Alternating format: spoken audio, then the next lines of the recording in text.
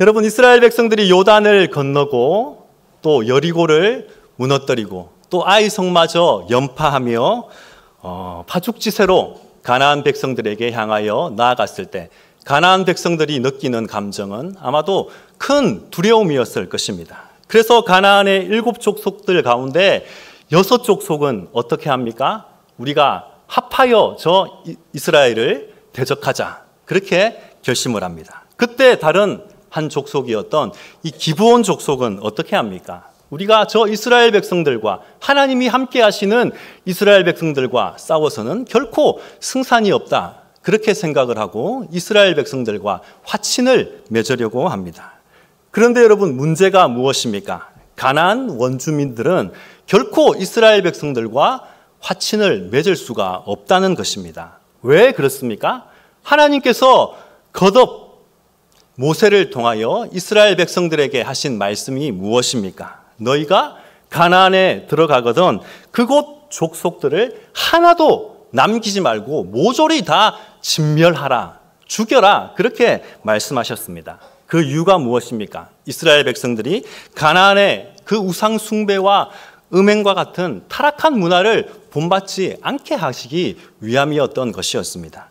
그런데 이러한 사실을 가나안 족속도 알고 있었다라는 것입니다. 오늘 본문 24절을 보시면 그들이 여호수아에게 대답하여 이르되 당신의 하나님 여호와께서 그의 종 모세에게 명령하사 이 땅을 다 당신들에게 주고 이 땅의 모든 주민을 당신들 앞에서 멸하라 하신 것이 당신의 종들에게 분명히 들림으로 당신들로 말미암아 우리의 목숨을 잃을까 심히 두려워하여 이같이 하였나이다, 이렇게 말하고 있습니다. 이 말씀을 볼 때에 기브온 족속은 이스라엘 백성들이 자신들과 화친을 맺지 않을 뿐만 아니라 자신들이 이들에 의해서 진멸하게 될 것이다 라는 사실을 미리 알고 있었던 것입니다. 그래서 그들이 꾀를 내죠. 어떻게 합니까? 자신들이 이 가나안에 사는 원주민이 아니라 아주 먼 곳에서 온 다른 민족이처럼 변장을 하여서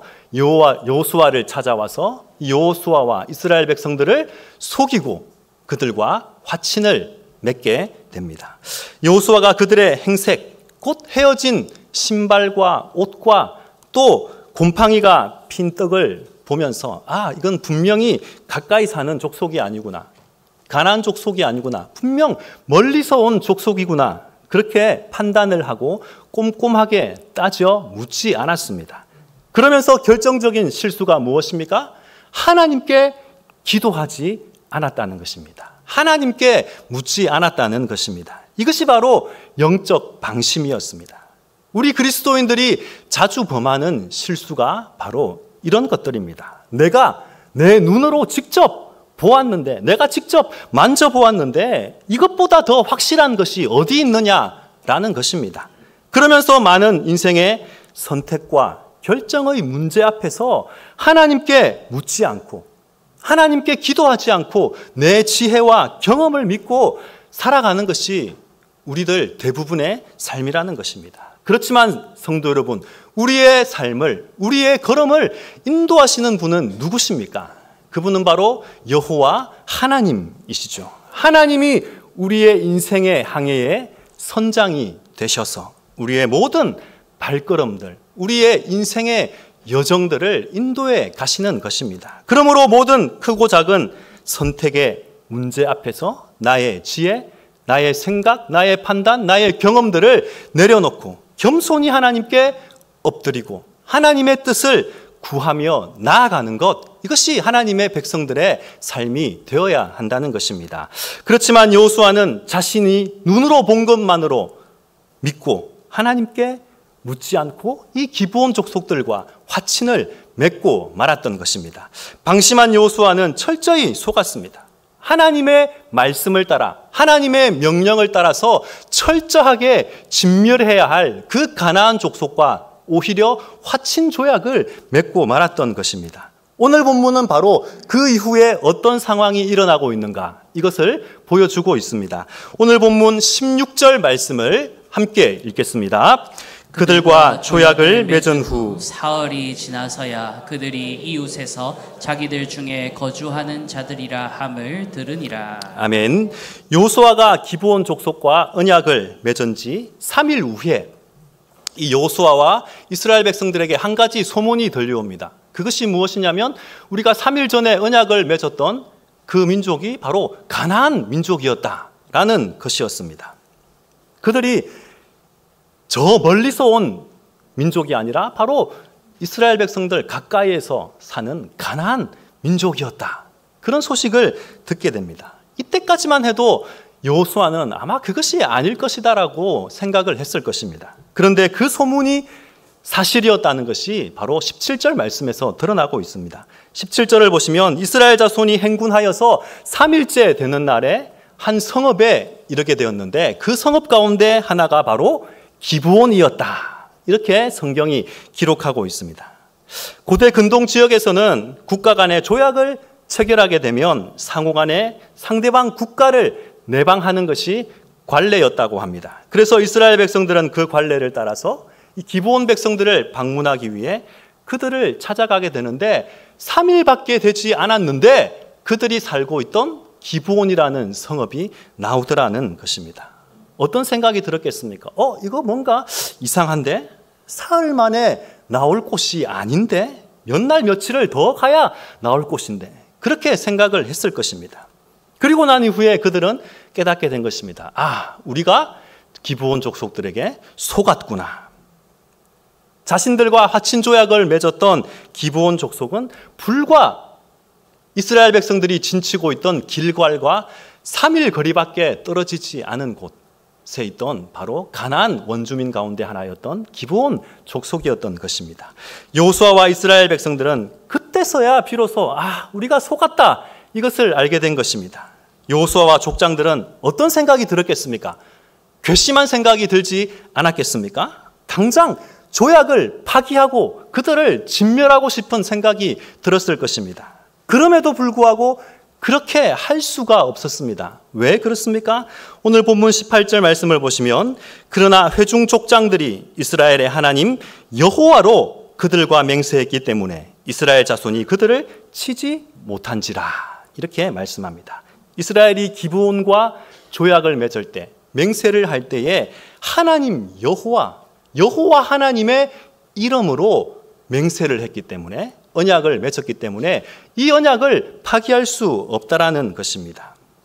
여러분 세상 같은 경우면 얼마든지 이것이 계약을 파기할 수 있는 그런 조건이 됩니다. 왜냐하면 기브온 족속들이 먼저 이스라엘 백성들을 속였기 때문입니다. 그런데 기브온이 거짓으로 속여서 화친 조약을 맺었음에도 불구하고 이스라엘이 그것을 파기하지 못하는 이유, 그것이 바로 하나님의 이름으로, 자신들의 이름으로 맹세를 한 것이 아니라 하나님의 이름으로 언약을 맺었기 때문에 이 언약을 결코 파기할 수가 없다라는 것입니다. 만일 하나님의 이름으로 맹세한 언약을 파기하게 되면 하나님의 진노가 임하게 된다는 사실을 그들은 알고 있었습니다. 그래서 이스라엘은 기브온 족속과 맺었던 그 언약을 파기하지도 못하고 그들을 진멸할 수도 없었던 것입니다. 여러분 이 사실을 뒷받침하는 말씀이 있는데요. 우리 사무엘하 21장 1절과 2절 말씀을 함께 읽겠습니다. 다윗의 시대에 해를 거듭하여 3년 기근이 있으므로 다윗이 여호와 앞에 간구하매 여호와께서 이르시되 이는 사울과 피를 흘린 그의 집으로 말미암음이니 그가 기브온 사람을 죽였음이니라 하시니라. 기브온 사람은 이스라엘 족속이 아니요 그들은 아모리 사람 중에서 남은 자라. 이스라엘 족속들이 전에 그들에게 맹세하였거늘 사울이 이스라엘과 유다 족속을 위하여 열심히 있으므로 그들을 죽이고자 하였더라. 아멘. 여러분 다윗이 통치하던 시대에 3년 기근이 있었다라고 성경이 말씀하고 있습니다. 혹시 알고 계셨습니까? 북이스라엘 아합 왕 때에 엘리야가 활동하던 시대에 이스라엘 백성들의 우상 숭배로 말미암아 3년 6개월 동안 비가 내리지 않은 것은 우리가 잘 알고 있습니다. 하지만 이 성군 다윗의 때에 3년간 기근이 있었다는 것이 잘 이해가 되지 않습니다. 그렇지만 이 3년은 분명히 우연한 자연현상이 아니라 하나님의 징계고 하나님의 심판이었다라는 것입니다. 그래서 다윗이 하나님께 그 이유를 묻습니다. 하나님, 왜 우리에게 이 기근을, 이 3년이라는 기근을 주시는 것입니까? 그때 하나님께서 하신 말씀이 무엇입니까? 사울이 기브온 사람들을 죽였기 때문이다. 그렇게 말씀하시는 것입니다. 사울이 잘못된 열심을 품고 이스라엘의 눈에 가시처럼 보이는 그 기브온 후손들을 쫓아내려고 일부러 그들을 죽였던 것입니다. 무엇을 무시한 것입니까? 바로 오늘 본문에 나오는 여호수아 때에 이스라엘 백성들이 하나님의 이름으로 기브온 족속과 맺었던 이 화친 조약을 어겼던 것입니다. 수백 년이 지난 후에 사람들은 언약을 모두 잊었거나 무시했습니다. 그러나 하나님은 시간과 또 상황과 어떤 변화에 상관없이 그 언약을 정확하게 기억하고 계셨던 것입니다. 그래서 하나님의 이름으로 맺었던 언약을 파기한 심판으로 다윗의 시대에 3년간 기근이 임하게 하셨던 것입니다. 다윗이 기브온 족속을 죽인 그 사울의 가문의 사람들을 처단하고 난 이후에 기근이 멈추게 됩니다. 이 말씀이 무엇을 가르칩니까? 하나님께서는 자신의 이름으로 맺은 언약, 그 맹세를 아주 중요하게 생각하신다라는 것입니다. 그리고 그것을 절대 파기하지 않으신다는 것입니다. 그러므로 비록 속아서 맺은 언약이지만 하나님의 이름으로 맹세한 것이기 때문에 이 언약을 파기할 수가 없었던 것입니다. 이와 관련하여서 사사기 11장을 보시면 사사 입다의 서원에 관한 이야기가 나오고 있습니다. 입다가 이스라엘의 사사로 있을 때에 암몬 족속과 전쟁을 치르게 됩니다. 그리고 입다는 전쟁의 출정에 앞서서 하나님 앞에 이런 서원을 맹세를 하게 됩니다. 무엇입니까? 만약 하나님께서 암몬 족속을 물리치고 나에게 승리를 주셔서 내가 평안히 집으로 돌아올 때에 나의 집에서 가장 먼저 나와서 나를 영접하는 자를 하나님께 번제물로 드리겠습니다. 이런 맹세를 하였습니다. 여러분, 번제가 무엇입니까? 바로 인신제사입니다. 사람을 불태워서 하나님께 제물로 드리겠다는 것입니다. 그런데 여러분, 그가 전쟁에서 승리하고 돌아왔을 때 그의 집 앞에 나와서 가장 그를 먼저 반겨주고 영접한 자가 누구였습니까? 그의 딸이죠. 무남 동녀. 그리고 입다는 자신이 서원한 대로 결국 이 딸을 하나님 앞에 번제로 바치게 됩니다. 저는 이 이야기를, 이 사건을 볼 때마다 이 입다와 같이 이 무남 동녀를 둔 아버지로서 도무지 이해가 이렇게 안 되는 것입니다. 이해가 안 되는 것을 넘어서서 이 화가 이렇게 치밀어 오르는 것입니다. 어떻게 사사라는 사람이 이렇게 하나님 앞에 생각 없이 그런 맹세를 경솔하게 할 수 있는가? 그냥 맹세도 아니고 하나님께서 가증히 여기시는 그런 인신제사를 맹세할 수가 있는가라는 것입니다. 여러분, 어떻게 생각하십니까? 입다가 잘했습니까? 못했습니까? 만약 제가 그 상황이었다면 처음부터 그런 맹세도 하지 않았을 것 같습니다. 설사 했다 하더라도 아이고 하나님, 제가 순간 제정신이 아니었나 봅니다. 이렇게 약속을 좀 물리든지 변개를 하든지 그렇게 할 것 같았습니다. 그런데 여러분, 더 이상한 것이 있습니다. 그런 입다를 하나님께서 말리지 않으셨다는 것입니다. 하나님께서는 분명히 인신제사를 금하셨습니다. 레위기 18장과 신명기 12장을 보시면 하나님께서는 인신제사를 철저하게 금하시고 그것은 결코 이스라엘 백성들이 해서는 안 되는 행위다. 그것은 가증한 것이다. 그렇게 경고의 말씀을 주셨습니다. 그렇기 때문에 설사 입다가 딸을 번제로 바친다 하더라도 하나님께서 그것을 막으셨을 것 같은데 하나님께서 그렇게 하지 않으셨다라는 것입니다. 여러분, 창세기 22장을 보면 우리가 잘 알고 있는 사건이 나오죠. 하나님께서 아브라함이 100세가 되었을 때에 그의 사랑하는 독자 이삭을 번제로 바치라고 하셨습니다. 그리고 아브라함은 하나님의 그 말씀에 순종하여서 아들 이삭을 칼로 죽이려는 순간 하나님께서 아브라함을 다급히 부르시고 아브라함을 말리셨습니다. 여러분, 이 아브라함과 이삭의 경우는 하나님께서 아브라함을 시험하시기 위해서 먼저 이삭을 바쳐라, 그렇게 말씀하신 것입니다. 그러나 여러분, 이 입다의 상황은 전혀 다르죠. 하나님께서 명하시지도 않은 그런 서원을 먼저 행합니다. 결코 해서는 안 될 그런 맹세를 경솔하게 했던 것입니다. 입다가 자신의 그 사랑하는 딸을 죽여야 하는 그 말할 수 없는 고통을 어찌 피하고 싶지 않았겠습니까? 그럼에도 불구하고 결국 입다는 서원을 이행하게 됩니다. 우리로서는 참 이해할 수 없는 상황이지만 결국은 하나님과 맺은 맹세이기 때문에, 언약이기 때문에 이행하고 말았다라는 것입니다. 여러분, 이것이 오늘 본문에 나오는 여호수아와 그 지도자들의 심정이 아니었을까라는 생각을 하게 됩니다.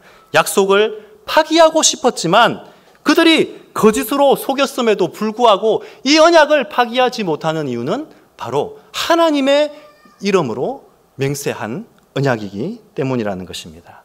그런데 여러분, 이 문제가 단순한 것이 아닙니다. 신명기 7장 2절 말씀을 보시면 내 하나님 여호와께서 그들을 내게 넘겨 내게 치게 하시리니 그때에 너는 그들을 진멸할 것이라. 그들과 어떤 언약도 하지 말 것이요 그들을 불쌍히 여기지도 말 것이며. 하나님께서 모세를 통해 이렇게 말씀하셨습니다. 가나안 사람은 단 하나도 남기지 말고 모조리 다 진멸하여 죽여라, 그렇게 말씀하셨습니다. 가나안 족속들은 더 이상 긍휼에 하나님의 사랑을 받을 대상이 아니라 진멸받아야 마땅한 그런 대상이었다라는 것입니다. 그렇기 때문에 하나님께서는 그들과는 어떠한 언약도 맺어서는 안 된다라고 분명하게 말씀하신 것입니다. 그런데 하나님의 이름으로 화친을 맹세하고 안 죽이겠다고 했기 때문에 이제 큰일이 난 것입니다. 본의 아니게 이 하나님의 뜻을 거스르게 된 것입니다. 지금 상황은 맹세를 어겨도 문제고 맹세를 지켜도 문제입니다. 그렇기 때문에 회중들이 족장들을 여호수아를 향해 원망의 소리를 내고 있습니다. 이런 난처한 상황에서 여호수아는 어떤 결정을 내립니까? 오늘 본문 21절 말씀 우리 함께 읽도록 하겠습니다. 무리에게 이르되 그들을 살리라 하니 족장들이 그들에게 이른 대로 그들이 온 회중을 위하여 나무를 패며 물을 깃는 자가 되었더라. 아멘. 여호수아는 이 기브온 족속들을 어떻게 합니까? 나무를 패고 물을 깃는 그런 이스라엘 백성들의 종으로 삼게 됩니다.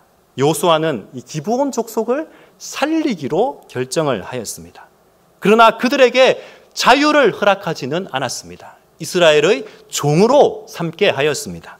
본래 하나님께서 가나안 족속들을 하나도 남김없이 진멸하라고 하신 것은 이 가나안 족속들의 음란한 문화, 또 우상 숭배의 영향을 받을 수 있기 때문에 이것을 근원적으로 차단하기 위함이었습니다. 그렇기 때문에 여호수아가 여호와의 이름으로 화친을 맺음으로 기브온 족속들을 죽이지 못하는 이 상황에서 그들을 이스라엘의 종으로 삼은 것은 나름대로 지혜로운 결정이었다라고 생각할 수 있습니다. 종으로 삼게 되면 그 종된 자가 주인에게 이래라 저래라 이렇게 영향을 미칠 수가 없는 것입니다. 여호수아는 그들을 종으로 삼을 뿐 아니라 거주하는 것과 무엇을 해야 하는지 그것까지 자세하게 일러주게 됩니다. 그들은 제단을 위하여 나무를 패고 물을 깃는 일을 감당하게 됩니다. 여러분, 이스라엘 백성들은 구약시대에 수많은 제사를 드립니다. 제사를 드릴 때에 짐승을 통해 피를 흘리고 번제를 드리고 또 그 제사를 드릴 때에 물이 이렇게 필요했죠. 그리하여 기브온 족속은 번제에 필요한 나무를 준비하고 물두멍에 필요한 물을 길어 나르는 등 주로 성전에서 허드렛 일을 하게 됩니다. 그들은 하나님을 알지 못하였기 때문에 그들의 입장에 있어서 이방신을 섬기는 이 일이 결코 기쁜 일이 아니었을 것입니다. 그러나 그들을 종으로 삼아서 억지로라도 하나님의 집을 섬기는 일을 시킴으로써 우상 숭배를 행하지 않고 이스라엘로 하여금 우상 숭배의 영향을 끼치지 못하도록 여호수아는 나름대로 고민을 하였습니다. 이에 따라 기브온 족속은 생명을 보장받게 되었고 비록 종살이이긴 하지만 하나님의 제단을 위해 봉사하는 자들이 되었습니다. 약 500년이 지난 후에 그들을 느디님 사람이다 그렇게 부르기도 하였는데요. 그 후손들은 남유다가 멸망하게 될 때에 이스라엘 백성들과 함께 바벨론의 포로로 함께 끌려가게 됩니다. 그리고 함께 돌아와서 이스라엘 백성들이 성전을 짓고 성벽을 중건할 때에 이스라엘 백성들과 함께 협력하는 사람들이 되었습니다. 결국 이스라엘의 기브온 족속과의 화친 사건은 이렇게 해서 마무리가 됩니다. 자, 그렇다면 여기에서 관점을 좀 바꾸어서 기브온 족속의 입장에서 말씀을 보려고 합니다. 이 여호수아 9장 말씀은 단순히 이스라엘이 기브온의 속임수에 어떻게 속아 넘어가게 되었는가 그것만을 설명하는 말씀은 아닙니다. 여호수아 9장은 기브온이라는 이방 민족, 그것도 하나님의 심판을 받아 멸망받아 마땅한 그 이방 민족들이 어떻게 이스라엘 백성들과 함께 또 영광스러운 그 민족 가운데 살아남게 되었는가, 또한 그들이 어떻게 해서 여호와의 전에서 나무를 패고 물을 깃고 성전을 위해 봉사하는 자가 되었는가, 그 역사를 보여주는 말씀이기도 합니다. 오늘 본문 22절과 23절을 보시면 이 여호수아가 기브온 족속을 향하여 하는 말이 무엇입니까? 너희가 우리를 속여서 언약을 맺었기 때문에 너희가 저주를 받은 것이다, 그렇게 말하고 있습니다. 저주를 받아서 종이 된 것이다, 이렇게 말하고 있습니다. 여호수아는 기브온 족속을 향하여 너희는 저주를 받은 자다, 그렇게 분명하게 말하고 있습니다. 그런데 여러분, 사실 이것은 저주가 아니었습니다. 이것은 기브온 족속들의 입장에서 도리어 축복이었던 것입니다. 기브온 족속은 하나님의 은혜와 긍휼을 많이 받았던 민족이었던 것입니다. 기브온 사람들이 비록 이스라엘을 거짓으로 속이기는 하였지만 그들이 하나님과 하나님의 백성들로부터 긍휼을 받고자, 은혜를 입고자 하는 그런 간절함이 있었기 때문에 다른 여섯 족속들처럼 진멸당하지 아니하였고 하나님을 위해, 성전을 위해 봉사하는 자들이 될 수 있었다라는 것입니다. 성경에는 그런 예가 여러 가지가 있죠. 야곱도 아버지와 형을 속인 자였습니다. 하지만 거기에는 하나님의 은혜를, 하나님의 축복을 받고자 하는 그런 열정들, 간절함들이 있었죠. 다말도 시아버지 유다와 동침하였습니다. 그렇지만 그 이면에는 하나님의 축복에 참여하고자 하는 그런 열망이 있었던 것입니다. 룻도 이방 여인으로서 보아스의 발치 끝에 누운 사람이었지만 하나님의 그 은혜에, 그 축복에 참여하고자 하는 그런 열망과 신앙이 있었던 것입니다. 물론 성경은 그들의 행위 자체가 옳다라고 말씀하지 않습니다. 그런 실수가 있음에도 불구하고 하나님의 약속된 말씀을 믿고 어떻게 하든지 이 은혜의 자리에 참여하고자 하는 그런 열정이, 간절함이 있었기 때문에 결국 하나님의 그 놀라운 구원의 은혜에 참여하게 되었다라는 것을 보여주고 있는 것입니다. 이것은 여호수아 2장에 기록된 두 정탐꾼을 숨겨주고 여리고 전투 시 구원을 받았던 이방 여인 라합의 이야기와 마찬가지입니다. 라합 역시 어떤 자입니까? 마땅히 진멸받아 죽어야 할 가나안 백성이었습니다. 그리고 기생이라는 아름답지 못한 삶을 살고 있었습니다. 그러나 자신의 민족과 자신이 섬기던 그 신을 버리고 여호와 하나님을 선택하는 그 믿음의 결단을 통해서 하나님의 백성이 될 수가 있었던 것입니다. 하나님의 백성이 되었을 뿐만 아니라 다윗의 조상이 되고 예수님의 족보에 오르게 되는 그런 영광스러운 은혜에 참여하게 되었던 것입니다. 오늘 본문의 기브온 족속도 마찬가지입니다. 기브온 족속은 하나님의 은혜를 받을 만한 가치가 전혀 없는 자들이었습니다. 가나안 7족속의 하나로 심판을 받아 진멸당하고 곧 사라져야 할 그러한 대상이었습니다. 그 위기의 순간에 기브온 족속들은 위대한 결단을 하게 됩니다. 우리가 이스라엘의 종이 되자. 우리가 하나님의 종이 되자. 이렇게 고백하며 결단했던 것입니다. 여호수아 9장 8절과 9절과 11절에 계속해서 나오는 말씀이 무엇입니까? 우리는 당신들의 종입니다. 이렇게 고백하고 있는 것을 볼 수 있습니다. 그들은 민족의 체면도 아랑곳하지 않았습니다. 민족의 체면보다는 일단 살아남아야 한다는 것이 우선이었습니다. 그래서 마치 저 멀리서 가나안 민족이 아니라 원방에서 온 민족인 것처럼 속여서 이스라엘과 화친을 맺었던 것입니다. 그리고 이스라엘 백성들 앞에 종처럼 넙죽 엎드립니다. 심지어 물을 패고 나무를 깃는 그런 허드렛 일을 하는 종이 되어도 괜찮다라고 말하고 있습니다. 여러분, 목숨이 중요합니다. 대의명분도 중요하지만 어떻게든 살아남는 것이 중요하지 않습니까? 더욱이 이들이 선택한 일이 무엇입니까? 그것은 하나님의 백성의 편에 서는 일이었습니다. 이들은 영원한 약속을 선택하였던 것입니다. 영원을 선택하는 데 있어서 체면이고 속임수고 가릴 것이 없는 것입니다.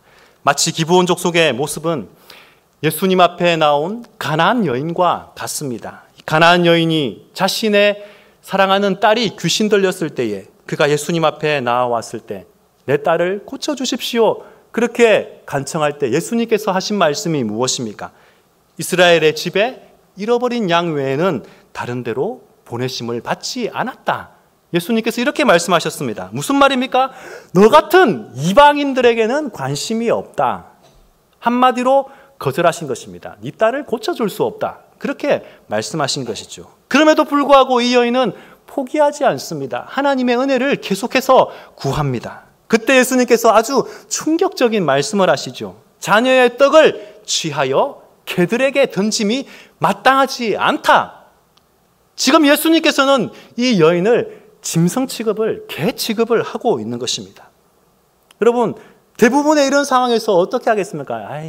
알았습니다. 그만두고 이렇게 아마 포기하고 떠나게 될 것입니다. 그런데 이 여인이 놀라운 고백을 합니다. 주여, 올소이다마는 개들도 제 주인의 상에서 떨어지는 부스러기를 먹나이다.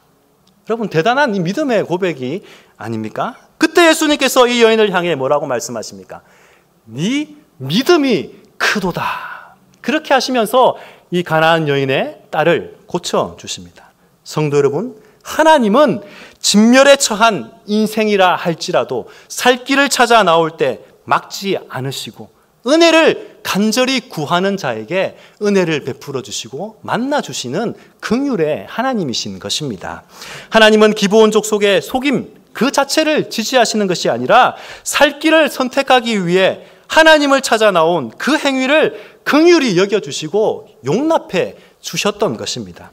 하나님의 나라와 하나님께서 베푸시는 은혜는 라합처럼, 이 가나안 여인처럼, 기브온 족속처럼 침투하는 자, 그것을 얻기 위해 다투는 자가 얻게 되는 것입니다. 마태복음 11장 12절에서 이렇게 말씀하고 있습니다. 우리 함께 읽겠습니다. 세례 요한의 때부터 지금까지 천국은 침노를 당하나니 침노하는 자는 빼앗느니라. 아멘. 여러분, 이것이 무슨 말입니까? 천국은 가만히 그냥 있는 자에게 주어지는 것이 아니라는 것입니다. 하나님 앞에 위대한 결단, 믿음의 결단을 한 그러한 사람이 얻게 된다라고 말하고 있습니다. 그 나라의 복도 마찬가지입니다. 구하고 찾고 두드려야 하는 것입니다. 기브온 족속이 살 길을 얻기 위해서 목숨을 걸고 그것을 찾아 나섰던 것처럼 하나님 앞에 간절함으로 하나님의 은혜를 구하고 갈망하며 나아가야 한다는 것입니다.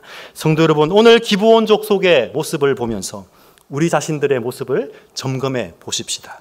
기브온 족속은 하나님의 은혜를, 하나님의 긍휼을 받기 위해서 저토록 치밀하게 그리고 간절하게 나아가는데 우리는 과연 어떠합니까? 기브온 족속은 비록 나무를 패며 물을 깃는 종이 될지언정 여호와의 전에 가까이 나아가는 것이 우리에게 복입니다. 이렇게 고백합니다. 시편 기자는 이 기브온 백성들과 같은 동일한 고백을 합니다. 시편 84편 10절 말씀을 우리 함께 읽겠습니다. 주의 궁정에서의 한 날이 다른 곳에서의 첫날보다 나은즉 악인의 장막에 사는 것보다 내 하나님의 성전 문지기로 있는 것이 좋사오니. 아멘. 여러분, 어떻게 이런 고백이 가능합니까? 주님을 사랑하기 때문에, 주님의 은혜에 대한 사모함과 갈망이 있기 때문에 이런 고백을 할 수 있는 것이 아니겠습니까? 성도 여러분, 과연 우리에게 하나님의 은혜에 대한 이런 사모함들이 있습니까? 하나님의 은혜와 긍휼을 받고자 몸부림치고 씨름하고 살아가고 있습니까? 하나님의 은혜는 그냥 저절로 주어지는 것이 결코 아닙니다. 구하고 갈망하고 그것을 얻기 위해서 몸부림치며 씨름할 때에 하나님의 은혜가 우리의 삶 가운데 임하게 되는 것입니다. 이러한 하나님의 은혜에 대한 갈망과 부르짖음, 간절함이 없다면 그저 우리는 메마른 종교인으로, 형식적인 그리스도인으로 그렇게 살아갈 수밖에 없는 것입니다. 성도 여러분, 이 시간 우리의 마음을 새롭게 결단합시다. 날마다 하나님의 은혜를 사모하여 온 마음으로 하나님의 얼굴을 구하고 찾고 두드리는 그 열정과 간절함을 통하여서 우리 영혼에 부어주시는 그 하늘의 신령한 복과 땅의 기름진 복을 풍성하게 누리며 살아가는 저와 여러분이 되시기를 주님의 이름으로 축원합니다.